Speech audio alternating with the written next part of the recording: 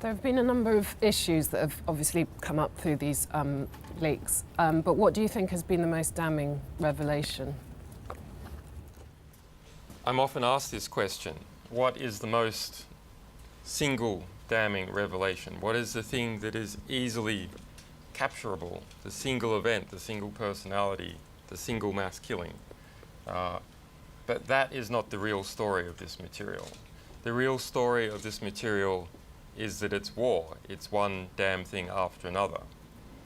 It is the continuous small events, the continuous deaths of children, insurgents, allied forces, the maimed people. Search for the word amputation in this material, or amputee, and there are dozens and dozens of references. So this is the story of the war since 2004. And like most of the accidents that occur on the road are as a result of cars, not of buses, most of the deaths in this war are as a result of the everyday squalor of war, not the big incidences. That said, of course, there are reports with high kill counts in this material. When we publish material, what we say is the document as we describe it is true. We publish CIA reports all the time that are legitimate CIA reports. That doesn't mean the CIA is telling the truth. Similarly, with this material, there is reporting from military units of various kinds in Afghanistan, reporting from US embassies across the world about matters relevant to Afghanistan, reporting from informers in Pakistan and Afghanistan. Those are legitimate reports. It doesn't mean that the contents are true. We're familiar with groups whose abuse we expose, attempting to criticize the messenger, to distract from the power of the message.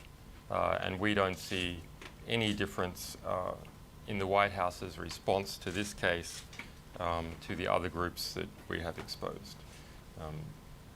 We have tried hard to make sure that this material does not put innocents at harm. All the material is over 7 months old, so is of no current operational consequence, even though it may be of very significant investigative consequence. It is up to a court to decide clearly whether something is in the end a crime. That said, prima facie, there does appear to be evidence of war crimes in this material. An example is the Task Force 373 HIMARS missile strike on a house which killed 7 children. Well, we would like to see this material, the revelations that this material gives, be taken seriously, investigated by governments, and new policies put in place as a result, if not prosecutions of those people who have committed abuses. But this, if you like, is the beginning, the end, and the middle.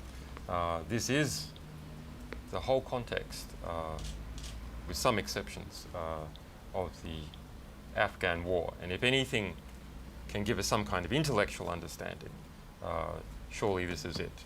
Whether it engages people emotionally is another matter. I mean, to some degree, that is the task of good journalism, is to turn this raw material, who, when, where, how many, into something that emotionally engages people who can apply levers on decision making.